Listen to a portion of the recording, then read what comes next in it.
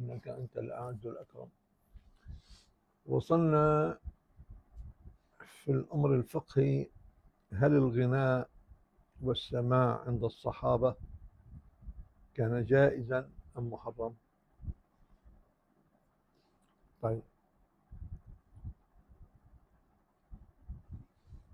حنشوف من الأدلة النقلية والنصية. كان عمر بن الخطاب رضي الله عنه يأمر بالحداء. ما مع الحداء؟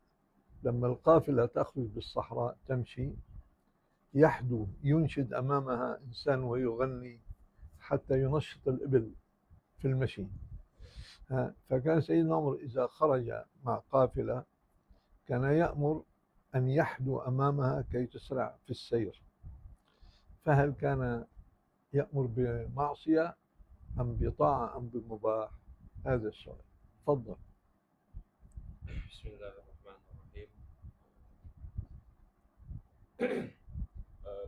Masuk ke dalam bab fikih yang dimana menjelaskan tentang apakah ghina atau bernyanyi itu adalah apa hukum bernyanyi, ya. Di salah satu riwayat, ya, yang dimana riwayat itu mengatakan bahwasanya Sayyidina Umar bin Khattab ketika kafilah itu ingin keluar, ya, Sayyidina Umar memerintahkan orang-orang untuk bernyanyi hida, yaitu bernyanyi untuk onta, agar ontanya itu ketika mendengar sebuah melodi dia akan semangat untuk berjalan dan cepat untuk berjalan.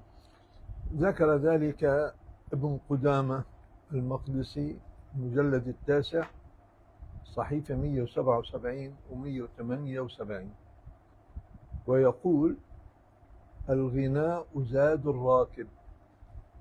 الغناء زاد الراكب. كتاب المغني المجلد 9 رقم 175. طيب،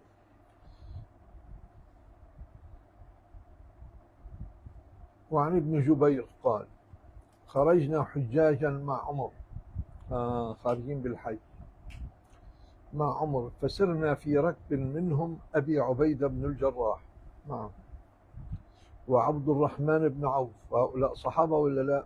نعم. طيب، فقال القوم: غنوا.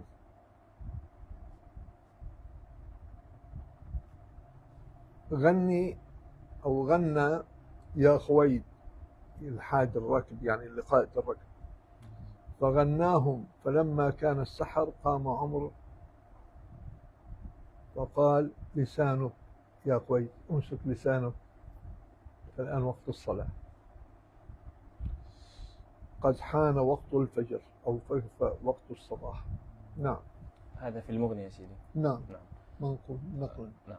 Nah, di dalam kitab Al-Mughni karangan Imam Ibnu Qudamah, beliau di situ meriwayatkan bahwasanya, ya, riwayat An Ibnu Jubair, di mana di situ beliau bersama banyak sahabat, ya, termasuk Sayyidina Umar dan Sayyidina Abdurrahman ibn Auf dan Sayyidina Abu Ubaidillah. Mereka di situ sedang menuju kepada haji, ya, menaiki qafilah, ya, dan di situ mereka meminta untuk ketua qafilah itu bernyanyi sehingga waktu subuh, ya, di mana Sayyidina Umar bin Khattab memerintahkan ketua qafilah itu untuk berhenti untuk sholat. قد سحرنا، أي بمعنى صرنا وقت السحر، وهو الاستعداد لصلاة الفجر. هذا الكلام في قول سيدنا عمر لمن كان يحكم، وهذا مذكور في موسوعة عمر محمد الرواس الرفاعي دار النفائس صحيفة 671. طيب، هذا موقف سيدنا عمر. نشوف موقف الخليفة الثالث عثمان بن عفان من موضوع الغناء. عثمان بن عفان قال فيه الموردي في الحادي، كتاب الحادي، وصاحب البيان وغيرهم، يعني ليس الإمام الموردي، غيره أيضا قال، صاحب البيان قال، وغيره من العلماء، كان له جاريتان تغنيان له ما هما الجاريتان؟ سؤال لكم يا طلبة العلم، ما هما الجاريتان؟ الأمة يا شيخ. الأمة، العبد الذي تشترى في المال. وقديما كان هناك عبيد وإماء يباع ويشتروا نتيجة الحروب، وبعد ذلك أبطلها الإسلام. طيب، فالشاهد هنا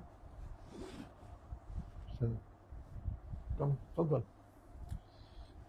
أن سيدنا عثمان كان له جاريتان تغنيان له، وهو صحابي أم لا؟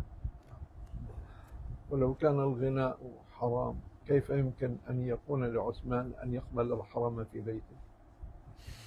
نعم.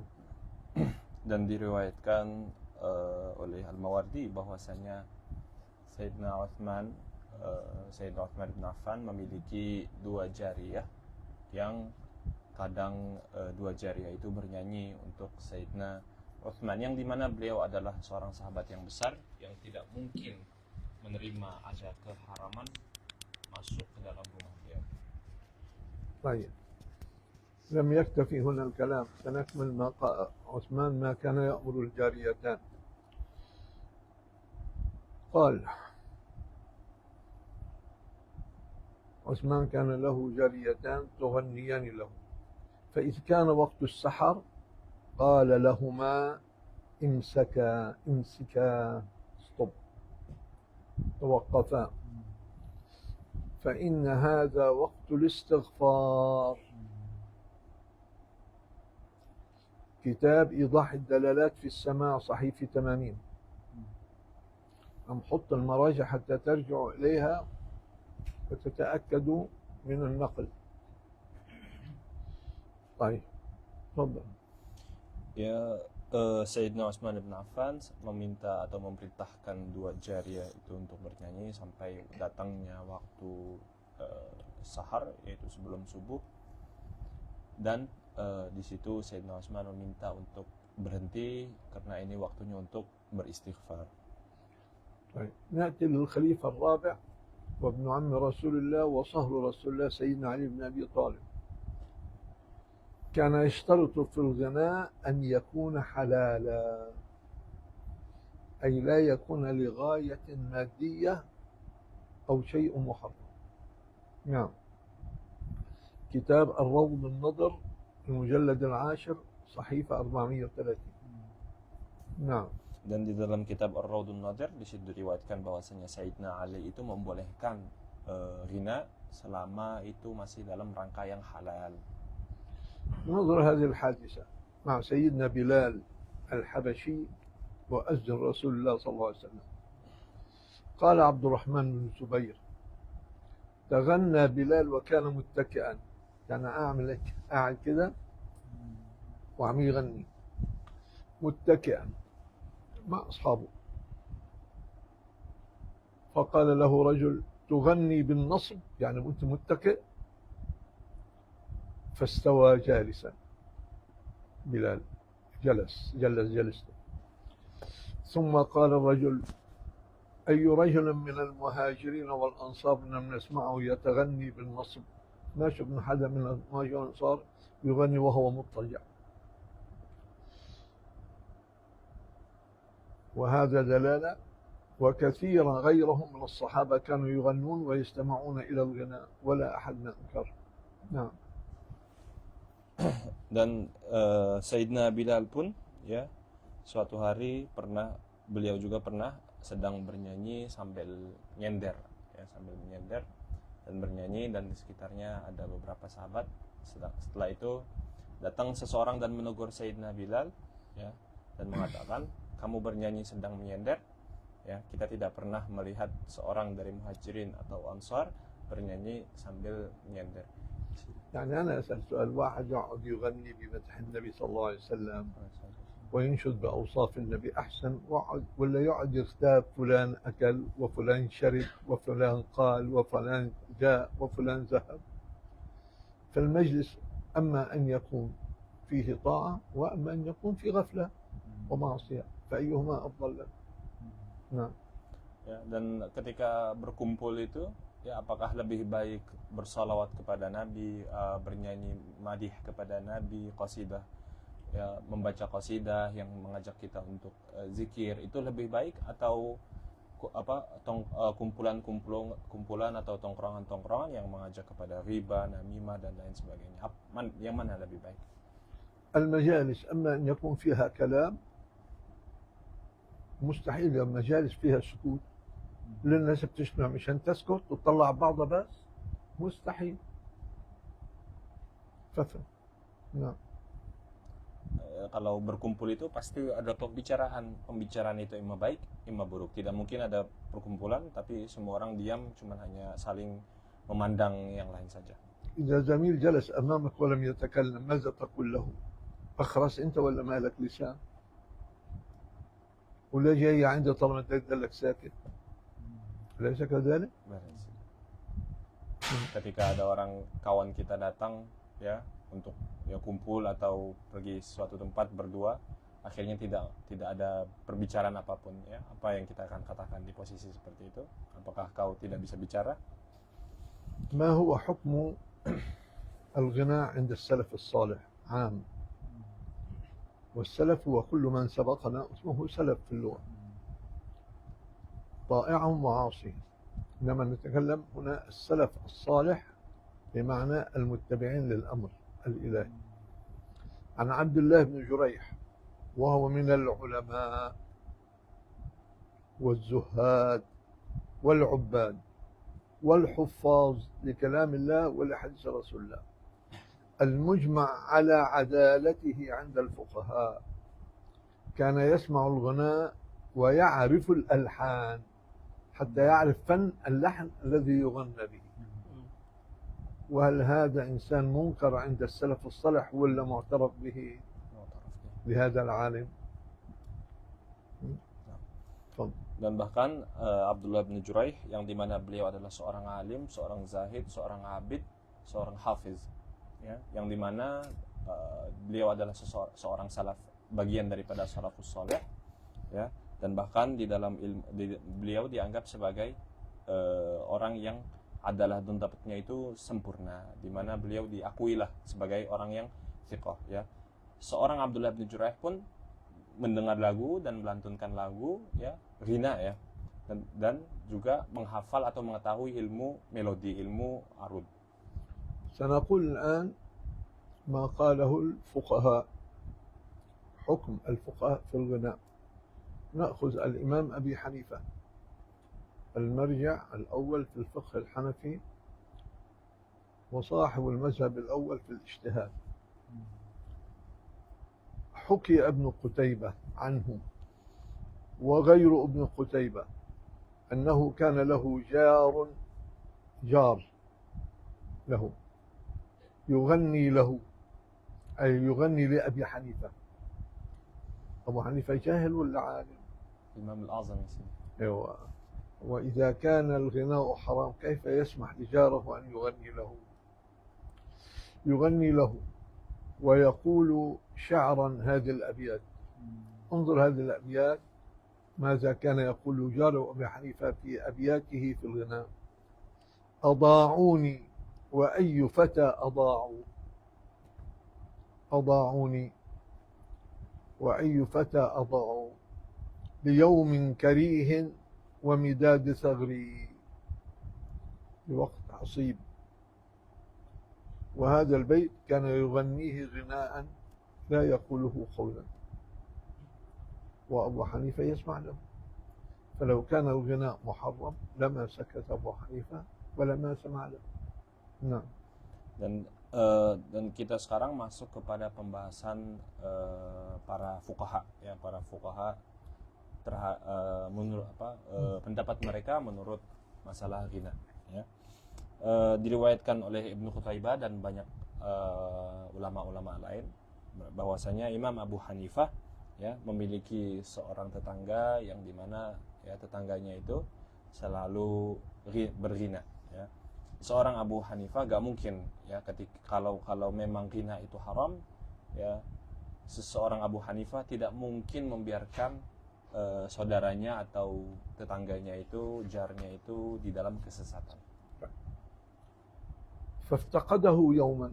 أبو حنيفة لم يسمع صوته يوما، افتقده فسأل عنه فقالوا سجن في سجن عيسى الأمير، أمير بغداد. فلبس أبي حنيفة عمامته وتوجه إلى الأمير، إلى بيت الإمارة، ليس في بغداد، في سمرقند.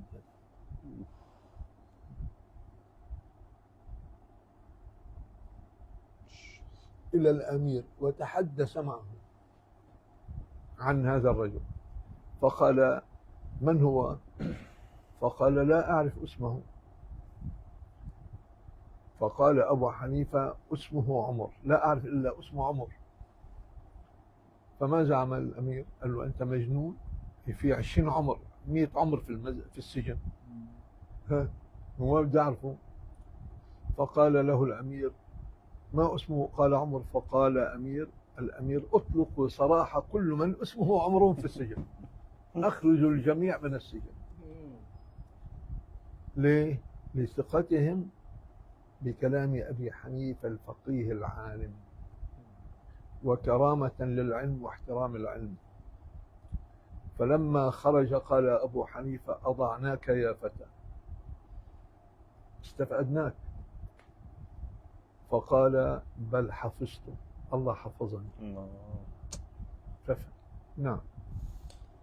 Dan suatu hari Sayyidina Imam Abu Hanifah ya kehilangan atau ya tidak menemukan seorang tetangga tersebut, sampai akhirnya Imam Abu Hanifah bertanya-tanya, ternyata seorang tetangga itu telah masuk penjara oleh Amir di kota Samarkand. طيب. نعم. لسه ما خلصت. تفضل. ماشي. ما حكيت شيء أنا. Dan di situ Imam Abu Hanifah datang kepada Amir Samarkand dan meminta beliau untuk membebaskan seorang tetangga itu. Seorang Amir itu bertanya siapa namanya. Imam Abu Hanifah ya mengatakan bahwasanya namanya Omar. Ya, tetapi Sayyidina Abu Hanifah tidak mengetahui Omar apa namanya. Akhirnya seorang Amir itu menyuruh untuk membebaskan semua orang yang di penjara yang bernama Omar. Dan ketika setelah dikeluarkan, Imam Abu Hanifah bertemu dan mengatakan, adha'naka, bimana kita telah adha'naka, yang memiliki mana kita telah kangen dengan dirimu. Ya, tetapi dibalas adha'naka itu dengan sebaliknya, bahwasanya Allah Subhanahu wa taala menjaga beliau. هذا قول أبي حنيفة. لنرى ماذا قال الإمام الشافعي في موضوع الغناء. يا شافعية، من منكم شافعي؟ يرفع يده. أشك.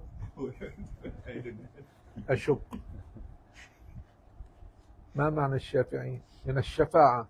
هل عندكم شفاعة أنتم؟ اسألهم، هل أنتم أهل شفاعة؟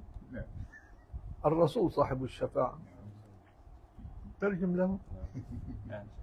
Ya, saya bertanya siapa yang mengikuti mazhab Imam Syafi'i di sini, angkat tangan. Dan ya, beliau mengatakan bahwasanya ya saya ragu kalian mengikuti mazhab Imam Syafi'i karena Syafi'i itu dari syafa'ah ya, dan sahibus syafa'ah cuma Rasulullah sallallahu alaihi wasallam. من هو أبرز علماء الشافعية؟ اسم واحد بدي بس. Imam Nawawi. Imam Nawawi هو من المشهورين بس ما هو؟ الغزالي حجة الإسلام. يقول الشافعي قال الغزالي: ليس تحريم الغناء في مذهبه، أي في مذهب الشافعية، أبدا على الإطلاق، وهو إباحة الغناء بالقول والألحان إن سمعه من رجل أو جارية ولم يقترن بشيء من المنكر، ما لم يلفظ فيها ألفاظ منكرة وسيئة ما في عليه شيء، مباح. ولم يضع الصلاة عن وقتها. كتاب إيضاح الدلالات صحيفة 94 و95، هذا كلام الإمام الغزالي. فافهم أيها الشافعي المتشدد. نعم. Salah satu tokoh terbesar di dalam mazhab Imam Syafi'i yaitu Imam Al-Ghazali, di mana beliau mengatakan bahwasanya ya mengharamkan ghina itu bukanlah bagian daripada mazhab Imam Syafi'i, ya. Dan bahkan ibahah di sini atau membolehkan mendengar lagu itu ya mendengar lagu dengan lahan dan dengan kaulnya, bukan hanya kaul yaitu ya, tapi dengan lahan-lahannya, dengan melodi yang ada di dalam lagu tersebut, ya, selama ya mendengar lagunya itu tidak mengandungi hal-hal yang diingkari oleh Islam, dan juga selama lagu itu tidak mengganggu sholat. ماذا قال عليه الصلاة والسلام؟ حديث رواه الشيخ يوسف بالسند المتصل: Ya Rabb. روحوا عن أنفسكم ساعة بعد ساعة. هذا كلام النبي، أليس كذلك؟ ها؟ ما هي راحة النفس؟ تفكير الليل مع النهار والهموم والشجار مع الآخرين، أم ذكر الله والإنشاد وذكر أوصاف رسول الله ورحمة الله بنغم أو بدون نغم؟ فإذن الغناء راحة القلوب المشتاقة بعد أن حجبت عن محبوبها. فهم؟ نعم. Dan ini hadis yang dimana sanad syekhna itu sampai kepada sanad Rasulullah sallallahu alaihi wasallam, yaitu rawihu ala anfusikum لا ما sa'atan. عندي سند أنا رسول الله، مين أنا حتى أقول سند؟ Riwayat muttasil minkum ya Sidi. سيدنا النبي وبس. Hadir ya Sidi. Ya, Rasulullah sallallahu alaihi wasallam mengatakan ya rawihu ala anfusikum sa'atan ba'da sa'ah, ya, bahwasanya ya berehatlah, ya, ambil waktu rehat untuk kita sa'atan ba'da sa'ah, ya, kadang-kadang ambil waktu rehat ketika sudah letih.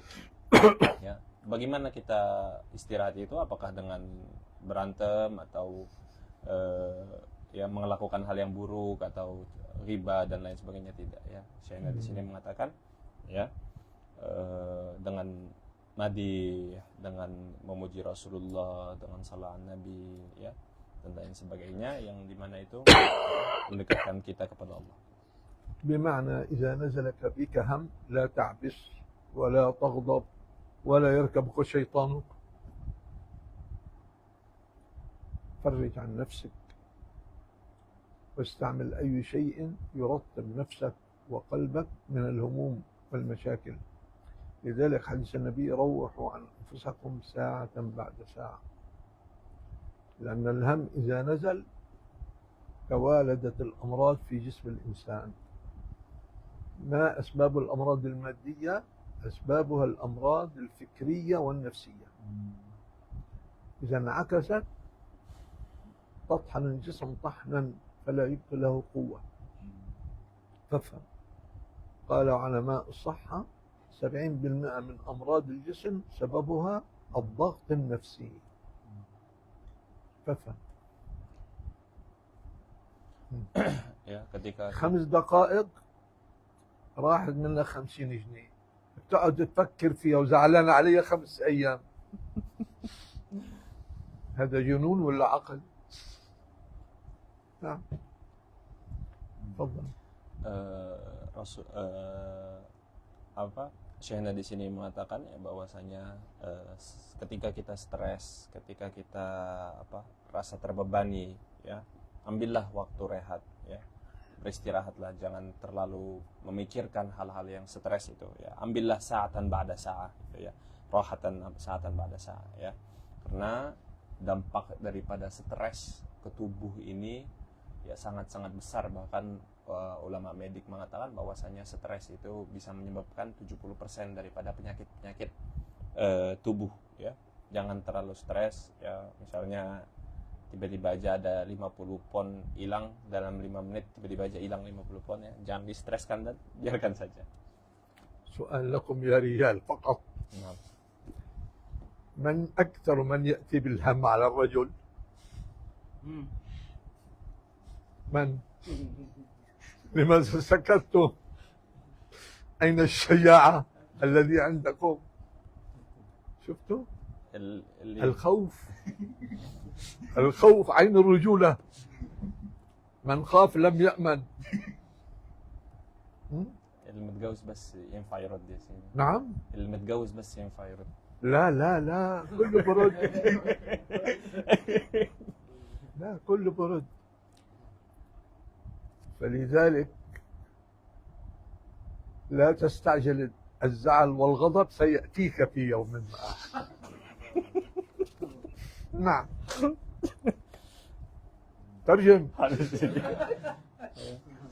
Ya, Syahna di sini bertanya ya, siapa atau apa yang paling menyusahkan memberikan stres kepada laki-laki? Ya. Ini pertanyaannya. ها؟ Nah, أنا أتكلم صح ولا غلط؟ صحيح سيدي صحيح. لذلك لا تستعجلوا الغضب Ah. سيأتيكم. Ya, pokoknya apapun itu, apakah itu ghadab, apakah itu apapun, jangan terburu-buru mengejar stres itu. Nanti juga datang insya Allah. تطلع 5 دقائق وتبكي 5 ساعات. نعم. اسأل مجرب ولا تسأل طبيب. Ya. Nanti awal-awalnya bahagia, nanti kesananya sengsara sendiri ya. Kalau mau tanya orang yang sudah mencobalah. نسألك أسأل نفسي أسألك.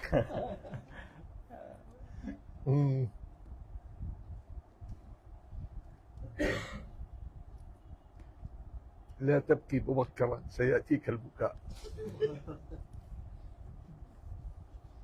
سؤال آخر، أيهما أفقه، المرأة أم الرجل؟ الرجل يا سيدي. ها؟ أفقه يا سيدي؟ أفقه. الرجل. طيب قول سؤال وبعدين ترجمه. أترجم يا سيدي؟ نعم. حاضر. لماذا خائف؟ الحكومة من هنا عندك، ما في مشكلة. Syahna di sini bertanya ya, siapa yang lebih faqih ya, apakah seorang laki-laki atau seorang perempuan? الرجل أم المرأة؟ Rajul ya sini. المرأة. اقعد عاقل والتزم حدك. المرأة وحافظة، عند حفظ للأحاديث وللنصوص أكثر منك أيها الرجل. ترجم. Ya, Syahna di sini menjawab ya, bukan laki-laki tetapi seorang perempuan. Bahkan seorang perempuan itu bisa memiliki hafalan dan memiliki ilmu yang lebih tinggi daripada yang lain.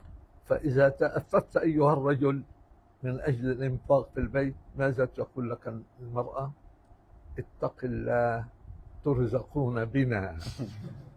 هذا دليل فقه ولا لا؟ لا تقل الرجل أفقه. Ya, dan biasanya ya, dan ketika seseorang laki-laki itu capek mencari rezeki ya, dan stres gitu, seorang perempuan nanti akan mengatakan ya, ittaqillah ya, bahwasanya kita ini turzakuna, kalian itu diberikan rezeki gara-gara atau kami turzakuna bidu'afaikum. ثم تفجر عينيك بك وتقول لك أنت طالب علم وأستاذ وشيخ ولم تقرأ حديث رسول الله. يا لهوي، إيه علماء الزمن دول؟ ها؟ ألم تقرأ رسول الله يقول ترزقون بضعفائكم، فأنت تأكل ببركتهم. قلت للرجل أفطر. نعم ترجم. Dan akhirnya seorang perempuan itu melotot kepada seorang suami dan mengatakan, kau dipanggil ustadz, kau dipanggil kiai, kau dipanggil tuan guru ya, tapi kamu gak tahu hadis ini gitu. Ya, itu adalah tanda bahwasanya perempuan lebih faqih daripada seorang laki-laki. لماذا حواء رضي الله عنها وعليها السلام لحقت بآدم إلى الأرض بعدما خرج من الجنة؟ لماذا؟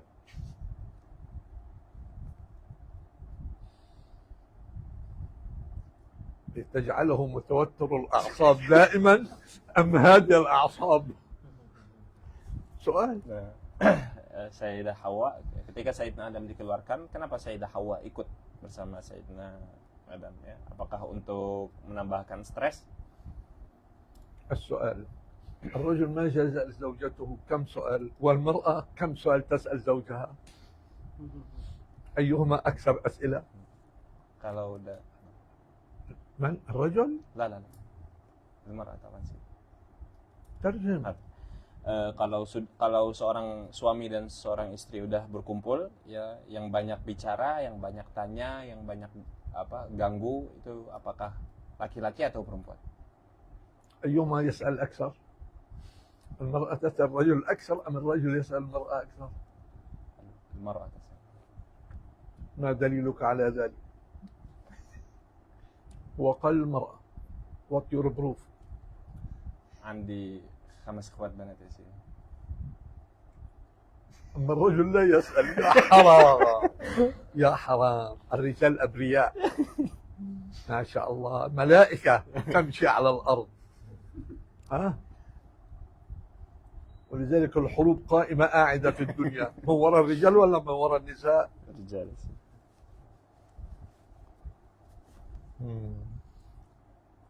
لذلك قدر الرجل المرأة، ولذلك خرج من الجنة ولحقت به حواء تقول له أنا قدرك. أبدا. وهل أحد يهرب من قدره؟ مجنون من يقول إني أهرب من قدري. نعم. Karena seorang perempuan itu adalah takdir buat laki-laki ya. Sayyidah Hawa mengikuti Sayyidina Adam itu karena Sayyidah Hawa adalah takdirnya Sayyidina Adam, dan tidak ada orang yang bisa lari dari takdirnya. نقول ماذا قال الإمام أحمد الفقيه الرابع في موضوع الغناء؟ سامحونا يا نساء، ظلمناكم اليوم قليلا. ترجم. Ya, saya Yusuf minta maaf kepada kaum perempuan ya, kita hari ini sedikit zalim kepada kalian. صحيح نحن ظلمناكم اليوم. والله يقول لهم أنتم تظلمون جبل ليس رجل فقط وتقول ما عندنا خبر. Dan Shaina mengatakan, apakah benar hari ini doang kita menzalimi mereka? Ya, karena sesungguhnya perempuan memiliki kemampuan untuk menzalimi sekaligus satu gunung. مثال واحد. تريدون مثال أم أكثر؟ يا رجال تريدون مثال واحد ولا أكثر؟ Misal an ya sih. ها؟ Misal an عن ظلم الرجل عن ظلم الرجل لا عايزين واحد. أم ظلم المرأة؟ لا ابو ادم ظلم الرجل واحد بس.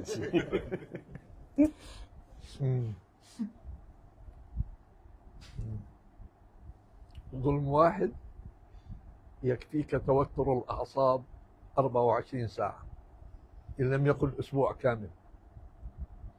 ما هو؟ من يعرف منكم يا شباب، وخاصة المتزوجون؟ لا تقولوا، أنا سأقول. الشوبينج.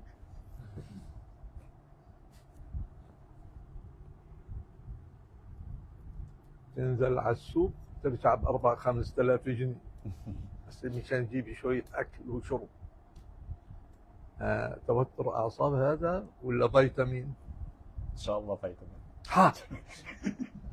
هو يتكلم لأنه بعده لم يجرب. تكلم كما تريد.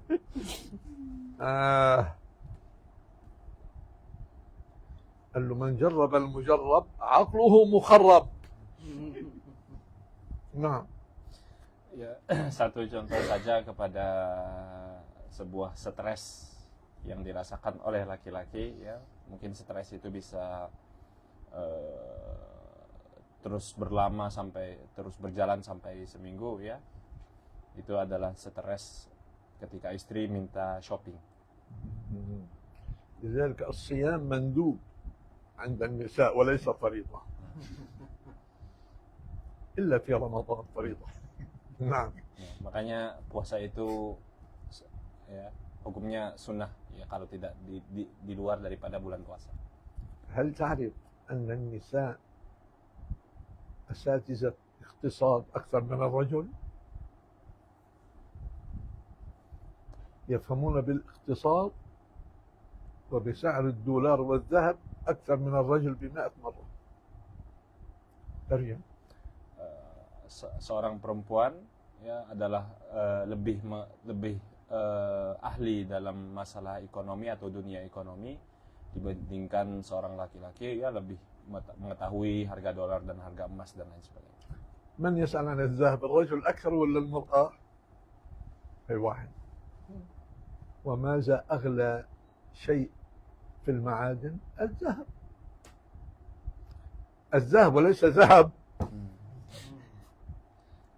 نعم. Ya, orang yang paling mengetahui masalah emas itu perempuan, dan barang paling mahal di dunia ini adalah emas. لذلك حلال لها حرام عليك أنت فضة وبس وكثير عليك. نعم. Ya, makanya, ya, emas itu diharamkan untuk seorang laki-laki, ya, ujung-ujungnya ya cuman perak aja, dan itu juga udah kebanyakan bagi laki-laki. لذلك فضل الله النساء على الرجال ب50 درجة رواها يوسف. Tadi diriwayatkan oleh guru besar kita Syekh Yusuf bahwasanya مش الشيخ يوسف، يوسف. Syekh Yusuf. هذا منه كلام علم. هذا كلام وجع. Naam.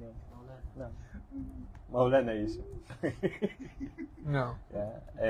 Bahwasanya perempuan itu lebih baik daripada seorang laki-laki 50.000 kali. Ini gurau, bukan asli, ya. طيب هذا بعض ادخل الفرح هكذا اليوم قليلا. نأتي إلى قول الإمام أحمد في موضوع الغناء. قال أبو الوفاء في كتابه الفصول: صحت الرواية عن أحمد بن حنبل أنه سمع الغناء عند ابنه صالح، وسأل مرة عن قصائد الرقائق التي فيها ذكر الجنة والنار، فقال: مثل أي شيء قالوا؟ فأجاب قال: إذ ما قال لي ربي أما استحييت تعصيني وتخفى الذنب عن خلقي وبالعصيان تأتيني. فدخل بيته وسمع نحيبه من داخل البيت. لما دخل بيته سمع البكاء من داخل البيت وهو يردد ويقول هذه الأبيات. الإمام أحمد. نعم. Dan masuk kepada Imam Ahmad bin Hanbal, yang dimana beliau itu, ya, memiliki anak yang bernama Saleh, ya, yang beliau suka melantunkan syair atau ghina. Bahkan suatu hari Imam Ahmad bin Hanbal itu mendengar sebuah abiyat. Malaysia sini mungkin tahu abiyat di sini. طيب. خلاص ya sini. Mau gue tanya. Ketika Imam Ahmad bin Hanbal mengatakan, ya, yang dimana makna daripada baitnya itu, ya, ketika Allah Subhanahu wa taala berbicara denganku dan mengatakan, apakah kau tidak malu dengan melakukan maksiat terhadapku dan kau berpura-pura untuk menutupi dosa itu, ya, dan kau selalu mendatangi kemaksiatan kepadaku, ya. Di situ Imam Ahmad bin Hanbal ketika mendengar abiyat ini, beliau langsung masuk ke rumahnya, dan dari situ terdengar suara tangisan Imam Ahmad bin Hanbal sambil melantunkan abiyat-abiyat ini.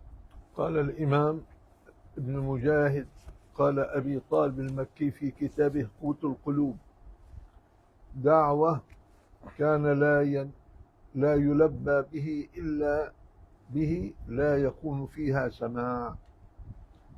يعني كان لا يلبي دعوة الإمام أبي طالب ما لم يكن بها سماع، وهو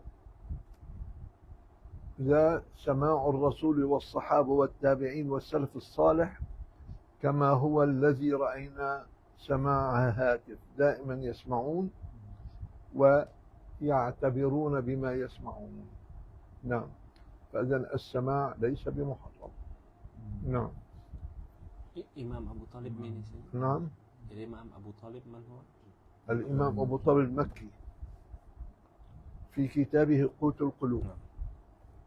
Imam Abu Thalib al-Makki di situ di dalam kitabnya itu beliau mengatakan ya bahwasanya saya tidak menerima undangan ya kalau tidak ada di dalam undangan itu adalah ada sama atau ada kena qasidah memuji Rasulullah sallallahu alaihi wasallam. وقلنا هنا الكلام الهاتف الذي وراءه هدف، ليس كلام دون معنى ودون مقصد، وإلا أصبح لغو وإضاعة للوقت ومعصية. نعم. Dan ghina dan kutipan ghina di dalam konteks ini yaitu ghina al-hatif atau ghina yang memiliki tujuan baik ya, bukan ghina yang asal-asalan, apalagi ya yang mungkar. هناخذ بعض النماذج من الكلام الهاتف والنشيد الهاتف والغناء الهادف الذي به اعتبار للإنسان. النشيد الهادف نأخذ بعض النماذج. طيب، واحد، ما فيه يعني الغناء والنشيد الهادف هو ما فيه ذكر الله والجنة والنار وحب الرسول صلى الله عليه وسلم والحظوة بقربهم، لعل هذا نجده دائما بالمولد المبارك للنبي صلى الله عليه وسلم وبذكر أوصاف الرسول صلى الله عليه وسلم. نعم. Dan di dalam yang disebutkan sebagai hadif atau ya al-hadif ya, itu adalah yang dimana di dalam qasidah itu ya mengajak kepada zikir Allah Subhanahu wa taala dan juga mengingatkan kita kepada neraka dan begitu juga dengan surga ya, dan juga mengajak kepada mengingat dan mencintai Rasulullah sallallahu alaihi wasallam dan berusaha untuk mendekati Rasulullah sallallahu alaihi wasallam. مثال، سنضرب أمثلة من هذه القصائد وهذه الأناشيد والمدائح. واحد، رحماك يا رب العباد رجائي ورضاك قصدي فاستجب لدعائي وحماك أبغي يا إلهي ضارعا ومنك الرضا فجد بولائي. نعم. Ya, salah satu contoh-contoh kepada qasidah-qasidah itu yang pertama adalah di mana seorang qasidahnya mengatakan ya saya meminta kekasihmu wahai Tuhan daripada para hamba, dan kau adalah tujuanku, kau adalah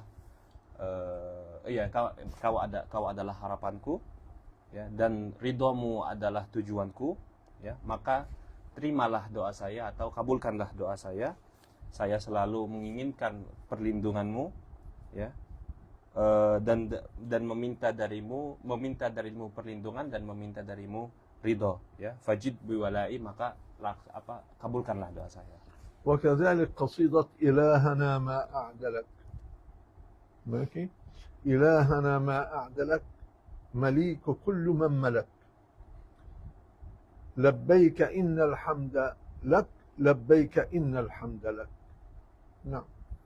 Dan contoh yang keduanya, wahai Allah Subhanahu wa taala ya, seberapa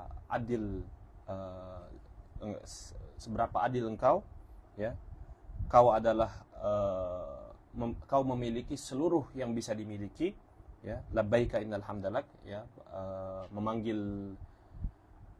labbaika innal hamdalak, labbaika bahwa sesungguhnya pujian itu hanya untuk kamu.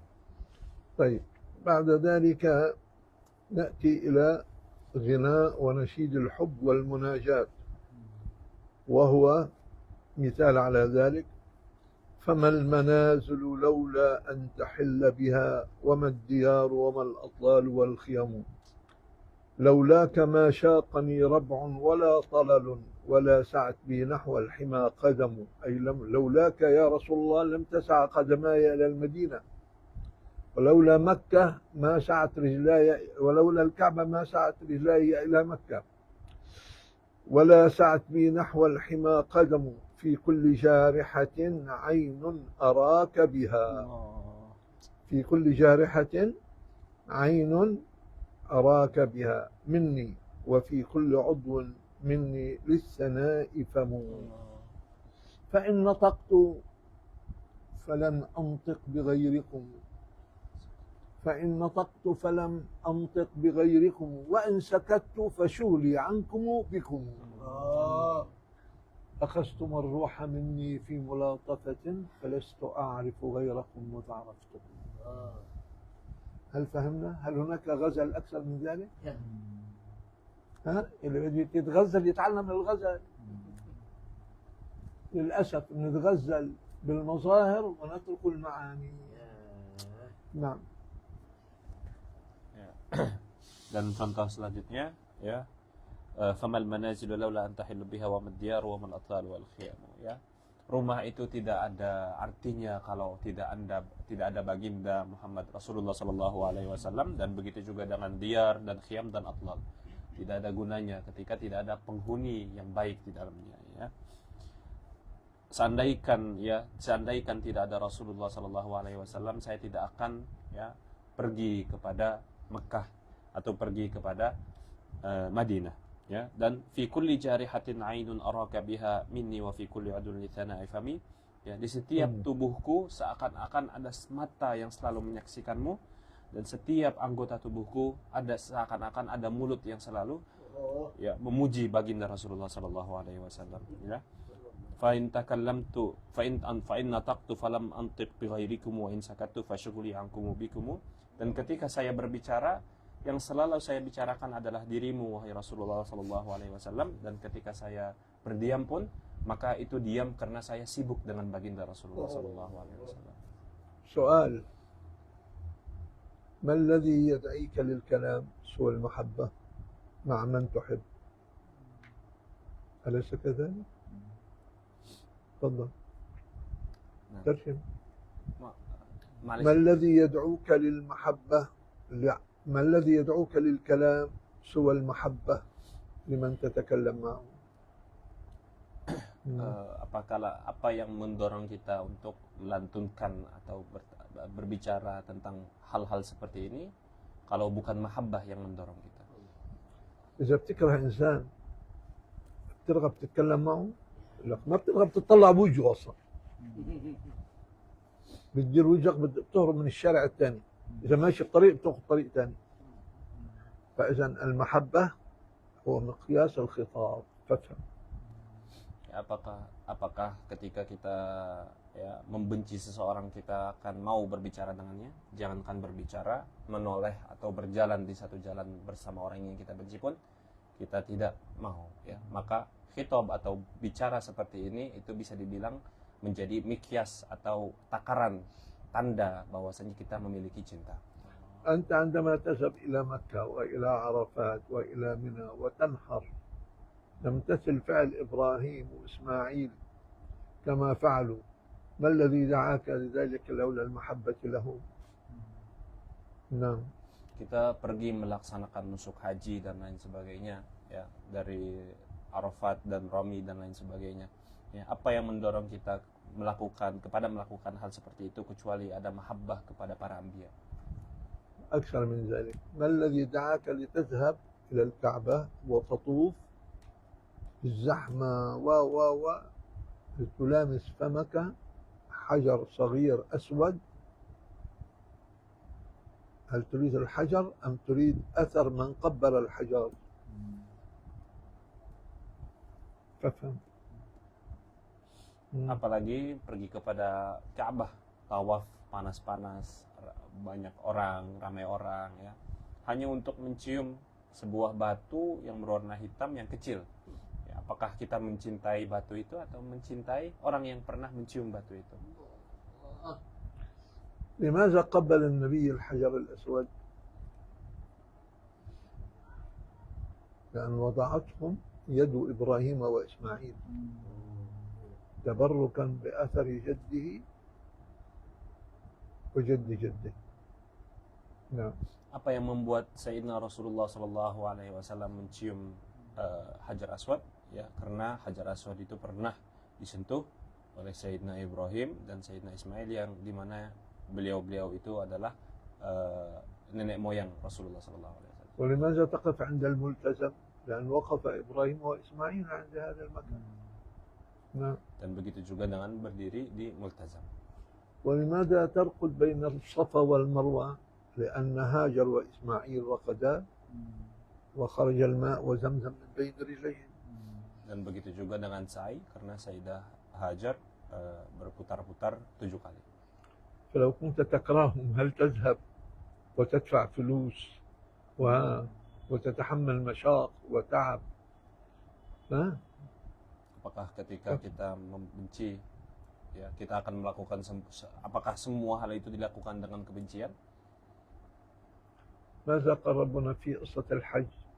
لمن استطاع إليه سبيلا، بينما أهل المحبة بيعتبروها فرضية مطلقة، ما في استطاعة. زي واحد بيتن وبيتلت وبربع وبيخمس، محبة. فإذا لغة الحب ليس لها قواعد، لغة الماديات لها قواعد. واحد وواحد بيساوي 2، هذه بالمادية. أما في المحبة فكل ما يقربك للحبيب حبيبه. نعم. Ya, maka kalau kita lihat dari segi fikihnya pun, ya, pergi melakukan haji itu, ya, kepada orang yang mampu saja, tetapi kepada orang yang mencintai, ya, itu bukan liman istata'a saja, tetapi wajib, ya, untuk semua, bahkan sampai 2 kali, 3 kali, 4 kali dan lain sebagainya, ya. وهناك أيضا النشيد النبوي، وهو ذكر شمائل وأوصاف الرسول صلى الله عليه وسلم وسيرته، وكذا نشيد الحكمة والمواعظ، فكلها جائزة وليس فيها شيء محرم. ولذلك نصل إلى الردود على أدلة تحريم السماع والإنشاد إلى من يدعون التحريم. نعم. فإذا هناك أيضا نضيف إلى ما قلنا المحبة إلى أيضا النشيد النبوي. نعم. ومدح النبي وأوصاف النبي وسيرته، كما نشيد الحكمة والمواعظ، كله جائز. نعم. Maka yang diperbolehkan itu adalah yang dimana ghina yang memuji Rasulullah, ya, dan semua contoh-contoh yang kita sebutkan tadi itu semua jaiz, ataupun mengajak kepada kebenaran hikmah atau kebijakan dan lain sebagainya. الآن سنرد على من أتوا بأدلة التحريم للغناء والإنشاد ونفسد ما قالوه بحجة من القرآن نفسه عليه. أولا، تمسك القائلون بالتحريم بهذه الآيات، آيتين. قال تعالى: ومن الناس، ولم يقل الله كل الناس، ولم يقل الناس، أي ومن بعضية، فالبعضية لا تقوم مقام الكلية، فالخاص لا يعمم، إنما العام ممكن يخصص. فهل فقهت يا طالب العلم قبل ما نبدأ؟ نعم. Di sini kita akan rudud kepada orang yang mengatakan bahwasanya ghina secara mutlak haram. Ya, mereka itu berpegang kepada 2 ayat. Yang pertama, wa minan nasi may yashtari lahwal hadis. Mereka di sini mengatakan lahu itu adalah lahwal hadis itu adalah ghina. Di sini Syekhna mengatakan pertama-tama yang harus kita ketahui bahwasanya yang namanya am itu bisa ditaksiskan, tetapi yang mukhassas gak bisa ditamimkan. Dan di sini pertama-tama wa minan nas itu berarti sudah taksis, sebagian daripada orang itu. ya. لذلك سماه هنا لهو الحديث أي الغفلة والكلام لا فائدة منه لم يكن كلام محظور شرعا في الأوصاف والأشكال والتجسيد. ومن الناس من يشتري لهو الحديث ليضل عن سبيل الله. فإذا الغناء المضل عن سبيل الله غفلة، وهذا هو المحرم وليس على الإطلاق. لقمان آية 6. نعم. Ya. Mereka di sini mengatakan wa minan nasi may yashtari lahwal hadis. Mereka di sini mengatakan ayat ini adalah ayat yang mengharamkan ghina secara mutlak, tetapi ya sebenarnya di sini lahwal hadis itu bukannya ghina secara mutlak tetapi ghaflah secara umum, ya. Apapun yang ghaflah yang dimana menghasilkan ya kesesatan itu yang diharamkan, termasuk ghina kalau membawa kepada kesesatan. لذلك المانعين والمحرمين الغناء قالوا الغناء لغو. قلنا كيف الغناء لغو؟ هل كل كلام لغو؟ إذا قلت الغناء لغو معناته كل كلام لغو، حتى الصلاة في العبادة لغو لأن تعممت. طيب قالوا الغناء لغو مستدلين بحديث الترمذي لا تبيعوا القينات ولا تشتروهن ولا تعلموهن. القينات معناتها اللي بيضربوا على الدفوف الآلات الطرب يعني، واضح؟ ولا خير في تجارة فيهن وثمنهن حرام. الترمذي 3195. صح، هذا حديث، ولكن هذا حديث خصوص وليس عموم، فلا يعمم. من اشترى آلة لطرب المعصية هذا الحرام، ومن اشترى لباس ليفصل عورته للغير هذا الحرام.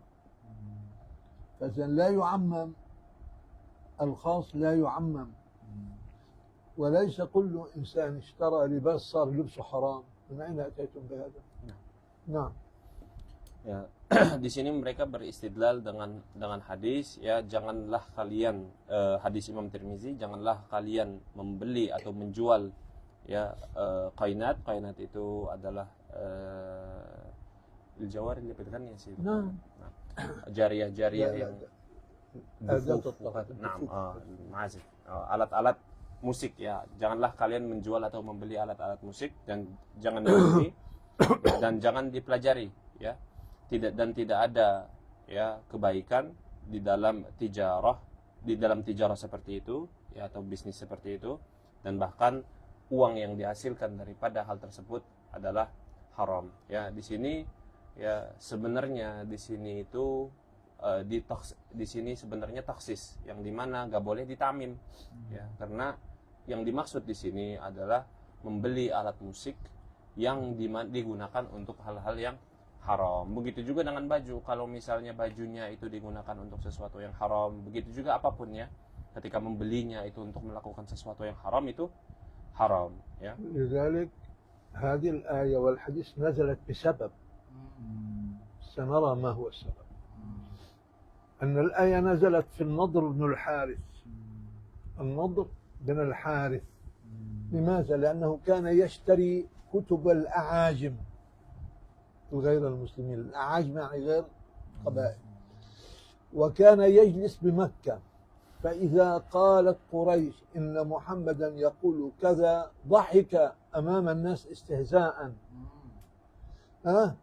وحثهم بأحاديث ملوك الفرس، وأخذ يحدثهم بأحاديث ملوك الفرس والأعاجم، ويقول حدثني هذا أحسن، حديثي هذا أحسن من حديث محمد.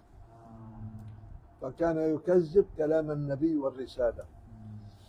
وهذا الرأي قد ذكره المفسرون في كتاب فتح الباري شرح صحيح البخاري مجلد 13 335. فإذا هذه الآية نزلت بهذا الرجل بالنضر بن الحارث الذي كان يشوش ويكذب دعوة النبي صلى الله عليه وسلم بادعاء الكذب. ولو تأملت الآية وجدتها حجة عليهم لا لهم، بقوله تعالى ومن الناس من يشتري لهو الحديث ليضلك عن سبيل الله، فالآية حجة عليهم. طيب، ولم تقل الآية ومن الناس من يشتري الحديث الجيد ليضلك عن سبيل الله، ولا قالت الآية ومن الناس من يذكرك بالله ليضلك عن سبيل الله، مستحيل. فإذا هنا الآية تتكلم في الكلام المحرم الذي فيه شرك وكفر ووثنية في الجاهلية، وليس بمطلق المدح والثناء على صفات الأنبياء والرسل والصالحين من الناس، فالخاص لا يعمم، وهذه حجة عليهم ليست لهم. نعم. Bagaimana kita mengetahui bahwasanya ayat ini apakah khas atau am? Ya, ternyata ayat ini khas karena diturunkan kepada seseorang bernama An-Nadhr bin Al-Harith, di mana dia itu ya di zaman Rasulullah, beliau ya membeli kitab-kitab agama-agama sebelah ya, dan ketika dia mendengar Quraisy itu mengatakan bahwasanya Muhammad mengatakan ABC, dia di situ berketawa dan mengatakan saya punya hadis yang lebih baik, saya punya kata-kata yang lebih baik. Habis itu didantunkanlah kata-kata yang dimana ditemukan di agama-agama lain, yaitu agama-agama Majus atau raja-raja para Persia ya. Nah, ayat ini diturunkan kepada seorang An-Nadhr bin Al-Harith ya, yang dimana ada qayyid di sini liyudilla an sabilillah, agar dia ingin menyesatkan orang dengan lagwal hadisat, dengan pembicaraan dia. طيب. وقلنا هذا حجة عليهم. أما أهل السماع والإنشاد فهم يذكروك ويشدوك إلى الله ويخرجوك من غفلاتك إلى ذكر الله عز وجل. أما الآية الثانية التي يستشهد بها المانعون قوله تعالى فمن هذا الحديث تعجبون وأنتم سامدون، أي في غفلة النجم. وعلى هذا يجب أن يحرم الضحك والبكاء، لأن الآية تشتمل عليه. كذلك قال تعالى الشعراء يتبعهم الغاوون، أهل الغفلة. فهذه نزلت في أهل الغفلة. نعم. Maka ya, hadis atau ayat yang tadi menjadi hujah kepada mereka, bukan untuk mereka ya, dan selama hadisnya itu mengajak untuk mengingat Allah Subhanahu wa taala, itu jaiz, bahkan mubah, bahkan wajib untuk kita ya. Adapun ayat yang kedua ya, afamin hadzal hadits ta'jabuna wa antum samidun, yang dimana di situ ayat dan juga ayat yang kedua, ayat yang selanjutnya asy-syu'ara yatba'umul ghawun, di mana di sini mereka beristidlal dengan dua ayat ini bahwasanya ghina itu haram. وهذه الآية نزلت في شعر الكفار وليس في شعر أهل الإيمان، ولا يصح التعميم خاص. وسيدنا حسان بن ثابت مدح النبي شعرا ولم ينكر عليه الصلاة والسلام عليه. وكثيرا من هذا الكلام الذي يقتضي الحديث لا يقوم عليه دليل أبدا.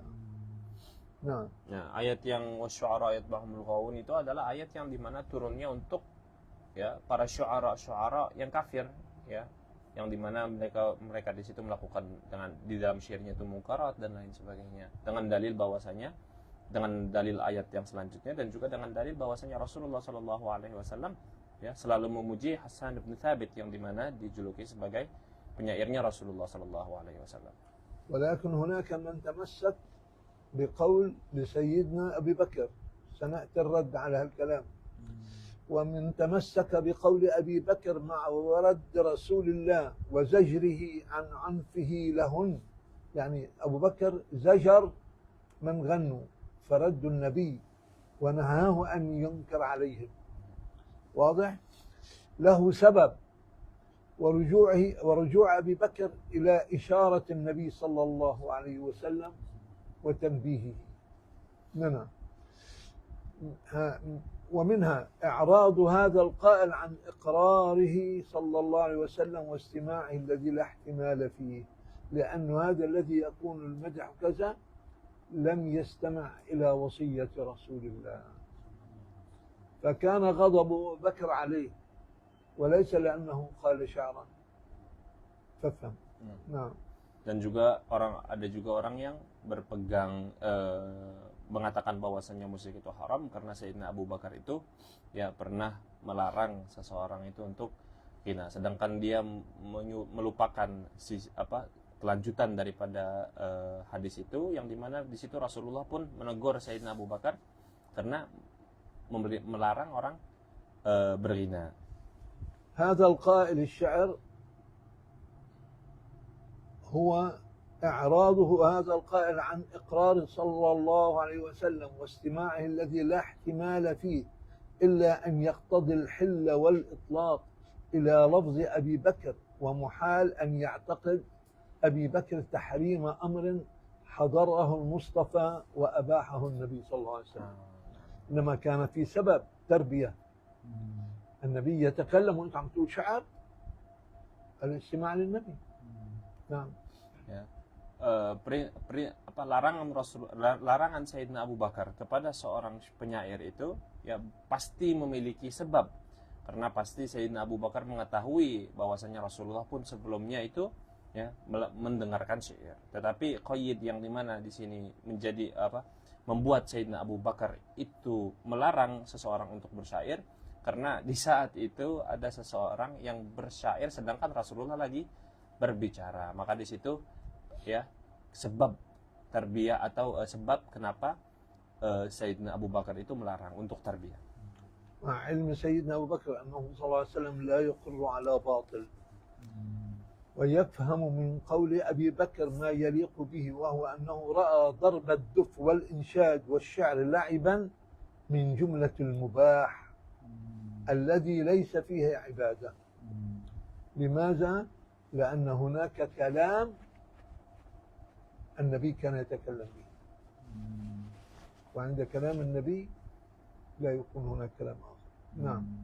Ya, dan di sini ya pasti seorang Sayyidina Abu Bakar itu tidak akan berdiam kepada sesuatu yang buruk.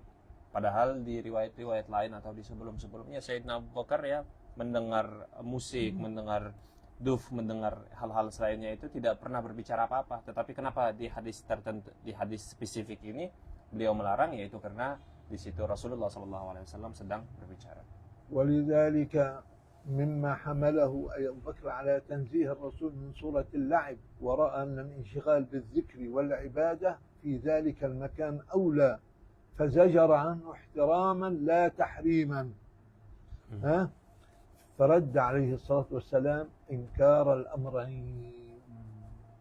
Nah. Di sini Sayyidina Abu Bakar berarti ya melarang itu karena ya pertama Rasulullah SAW sedang berbicara, atau karena tempat yang mulia di situ yang dimana sepatutnya itu tidak usah bernyanyi, dan Rasulullah pun di sini menegur Sayyidina Abu Bakar ya karena dua hal. نقف هنا والحمد لله. أول أن لا يعتقد التحريم ما أبيح. نقف هنا.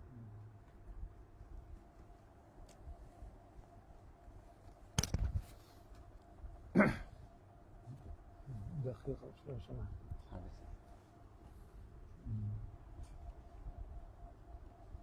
دقيقة.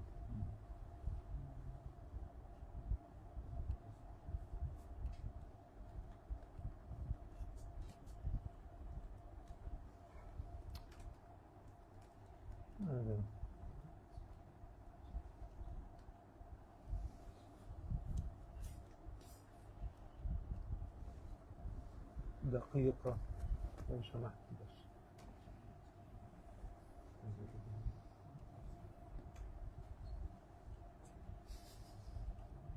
اللهم صل على سيدنا.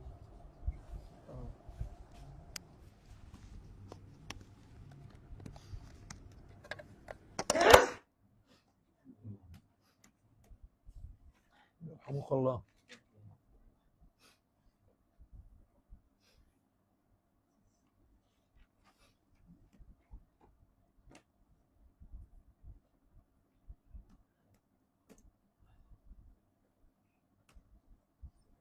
في أي سؤال؟ جاء أحد؟ أنت منتظر أحد؟ طيب تفضل. يا سيدي السيد كان سيدنا بلال يغني وهو متكئ صحيح؟ متكئ هكذا، فقال له جلس ما المشكلة أدبا سيدنا؟ أدبا. لأنه كان ينشد يعني؟ ننشد، نعم. الأدب أن تعطي لكل ذي حق حقه. نعم. سيدي معلش أنا كنت تفضل. عايز البيت اللي بعديه فإن تقطوا لم أنطق بغيركم نعم. وإن إن سكت قل عنكم بكم، أخذتم الروح مني في ملاطفة، فلست أعرف غيركم مذ عرفتكم. من عرف محبوبه هل يعرف غيره؟ أخذتم الروح مني في ملاطفة، فلست أعرف غيركم مذ عرفتكم. بعدها وصرت بين الورى أدعى عبيدكم، لأن هذا محمس البيت. وصرت بين الورى أدعى عبيدكم،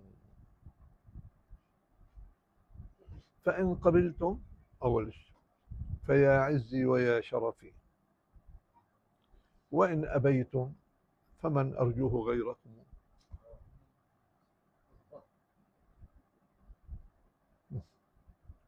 اللهم يفهمنا. فإن قبلتم فيا عزي ويا شرفي، وإن أبيتم فمن أرجوه غيركم.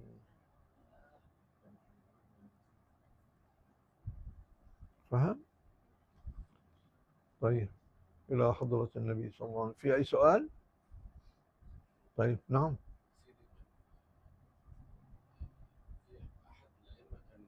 علي صوتك لأسمع، أنا عجوز سمعي قليل. أحد الأئمة مر سمع غناء جاريتان فبيذكر من الجوار يضربك هذا، نعم. قال له لا، قال له لا حس له. طيب، سيدنا الإمام الشافعي ولا سيدنا؟ الله أعلم، لا أذكر، بس أعتقد الإمام أحمد، أعتقد وليس على اليقين. نعم. إنما من قال الشافعي وأحمد من القول أنه هذا رأي وليس حكم. الرأي شيء والحكم شيء آخر. طيب، نحن نستودعكم الله سبحانه وتعالى الذي لا تضيع ودائعه. نحن مسافرين إن شاء الله، ونسأل منكم الدعاء، ولكن أن تتابعون إن شاء الله المجلس مع سيدي مصطفى، سيتابع إن شاء الله بعد المغرب والترتيب معه، ورجاء يعني أن تقوموا بحق العلم الذي يقوم به، جزاه الله خير الجزاء إن شاء الله تعالى. ونفع الله بكم، وإلى أن نلقاكم لا تنسون من صالح الدعاء بحرمة النبي وسر الفاتحة.